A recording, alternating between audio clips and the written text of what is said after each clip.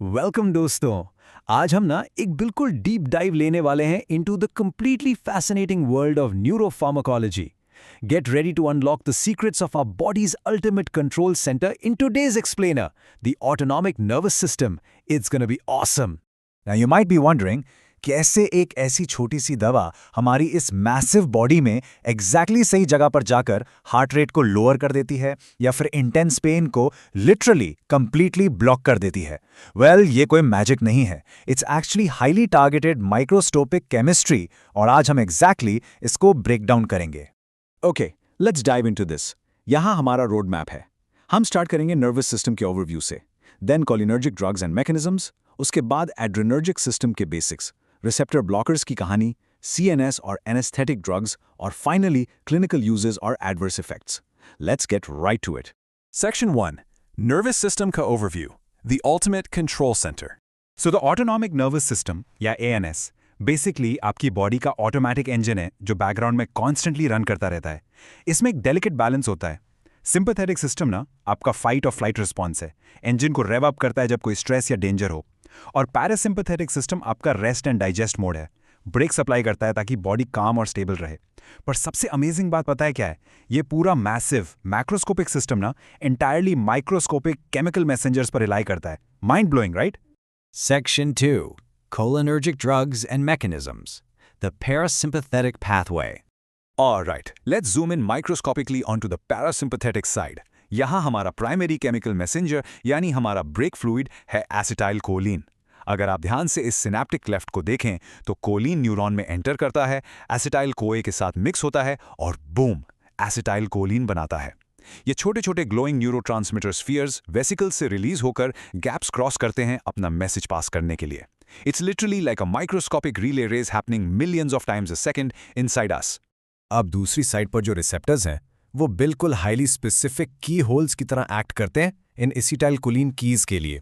हमारे पास मस्कारानिक रिसेप्टर्स हैं जैसे M1, M2 और M3, और निकोटिनिक रिसेप्टर्स जैसे NM और NM। M2 for instance heart पर डायरेक्टली एक्ट करके उसको स्लो डाउन करता है। वहीं nicotinic NM receptors neuromuscular junction पर होते हैं जो स्केलेटल मसल्स को कॉन्ट्रैक्ट करते हैं। हर सिंगल रिसेप्टर टाइप की ना अपनी एक हाईली स्पेशलाइज्ड जॉब होती है।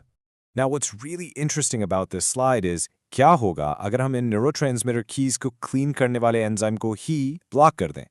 Enter anticholinesterases. ये ड्रग्स एग्जैक्टली यही करती हैं। ये क्लीनअप एंजाइम को ब्लॉक करती हैं जिससे एसिटिलकोलिन सिग्नल का एक मैसिव कंटिन्यूअस बिल्डअप हो जाता है।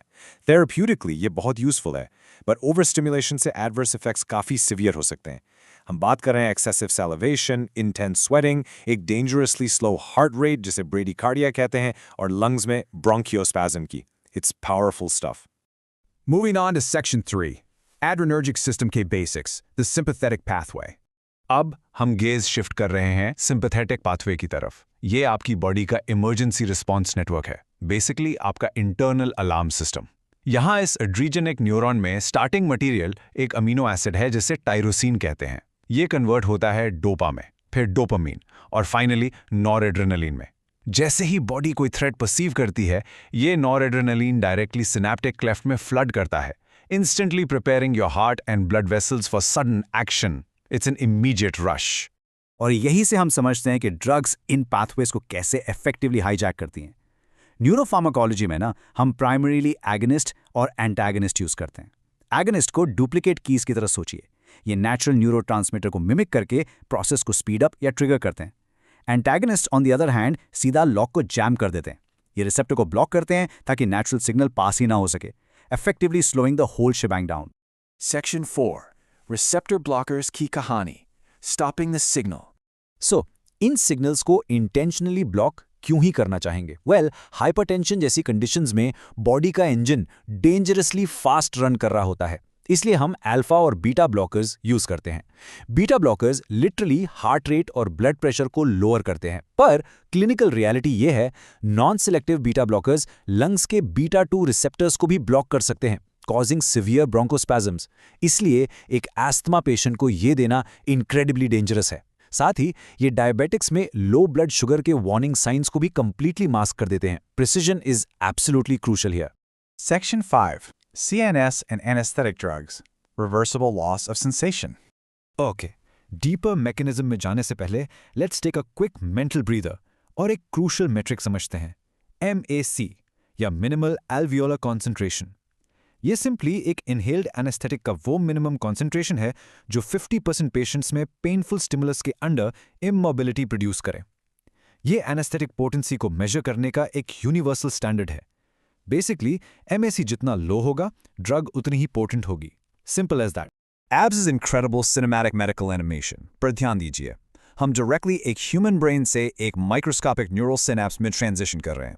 इस स्टनिंग डार्क प्रोफेशनल एस्थेटिक में आप देख सकते हैं कैसे गाबा और ग्लूटामेट जैसे न्यूरोट्रांसमीटर्स ग्लोइंग ब्लू और पर्पल स्फीयर्स की तरह सिनेप्टिक क्लेफ्ट के क्रॉस मूव कर रहे हैं। पर देखिए क्या होता है जैसे ही एक एनेस्थेटिक ड्रग मॉलिक्यूल वहां एंटर करता है, रिसेप्टर्स बिल्कुल अपनी शेप चेंज कर लेते हैं और वो इलेक्ट्रिकल सिग्नल्स तेजी से स्लो डाउन हो जाते हैं। जैसे साइड पैनल्स पर मैकेनिज्म और एडवर्स इफेक्ट्स नीटली हाईलाइट हो रहे हैं, ये ड्रग्स सिस्टमैटिकली नर्व मेम्ब्रेन को टारगेट करके पेन सेंसेशन को पूरी तरह से हॉल्ट कर देती हैं। Fascinating. Let's energetically step through this exact sequence. Step 1, एक weak base drug nerve sheath को penetrate करती है। Step 2, ये axon में enter करती है जहां pH slightly lower होता है। Step 3, वहां ये re-ionized होती है। Step 4, drug powerfully under से voltage gated sodium channel को physically jam कर देती है। And finally, Step 5, अब क्योंकि कोई sodium enter नहीं करेगा तो depolarization वहीं रुक जाता है। एक्शन पोटेंशियल्स रास्ते में ही हॉल्ट हो जाते हैं। यही एग्जैक्ट रीजन है कि आपके डेंटिस्ट इंटेंस पेन को लोकली ब्लॉक करने के लिए इन स्पेसिफिक ड्रग्स के यूज करते हैं। द सिग्नल सिंपली स्टॉप्स और पेन बिल्कुल गायब। Section 6. Uses, Adverse Effects. Clinical Reality. अब माइक्रोस्कोपिक लेवल से जूम आउट करके होल बॉडी लेवल पर इनका रियल वर्ल्ड इम्पैक्ट देखते हैं। इस समरी टेबल को देखिए और सोचिए कि ये specific molecules literally medical miracles कैसे परफॉर्म करते हैं। एड्रेनलिन को एनाफिलैक्सिस, जो एक लाइफ थ्रेटनिंग एलर्जिक रिएक्शन है, कि टाइम इंजेक्ट किया जाता है एयरवेज को ओपन करने और क्रैशिंग ब्लड प्रेशर को वायलेंटली बूस्ट करने के लिए। सैल्बुटामॉल प्रिसाइसली लंग्स के बीटा 2 रिसेप्टर्स को टारगेट करके एक्यूट एस्थमा अटैक्स रिलीफ करता है। और पाइलोकार्पिन, इसे टॉपिकली यूज करते हैं आई में फ्लूइड ड्रेनेज फैसिलिटेट करके ग्लोकोमा का डेंजरसली हाई प्रेशर कम करने के लिए। ऑटोनॉमिक सिस्टम को इस तरह मैनिपुलेट करना एक इनक्रेडिबली पावरफुल टूल है। यहाँ पे ये is what you absolutely must take away from this. कब इन ड्रग्स को यूज नहीं करना है, ये जानना एग्जैक्टली उतना ही इंपॉर्टेंट है। इन कॉन्ट्राइंडिकेशंस को इग्नोर करना लिटरली फेटल हो सकता है। जैसे हमने पहले देखा, बीटा ब्लॉकर COPD और एस्थमा पेशेंट्स में स्ट्रिक्टली कॉन्ट्राइंडिकेटेड है क्योंकि वो डेडली एवे स्पैज्म्स ट्रिगर कर सकते हैं। Similarly anticholinergics severe urinary retention cause कर सकते हैं, making them extremely dangerous for elderly men with enlarged prostates, और ये ग्लोकोमा को भी काफी वर्सन कर सकते हैं।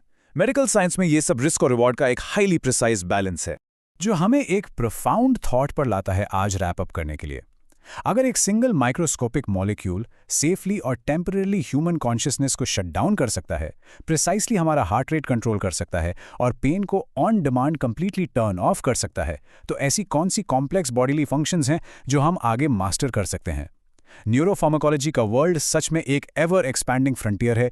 कीप एक्सप्लोरिंग, स्टे क्यूरियस, और आज के इस एक्सप्लेनर में मेरे साथ जुड़ने के लिए बहुत बहुत शुक्रिया।